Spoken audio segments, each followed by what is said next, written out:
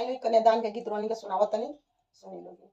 कोठावा ऊपर पापा मोरवा हो बोलुए ओकर बोलिया सोहावन हो लगुए ओकर बोलिया सोहावन हो लगुए मोरवा बोलिया सोहावन हो लगुए मोरवा।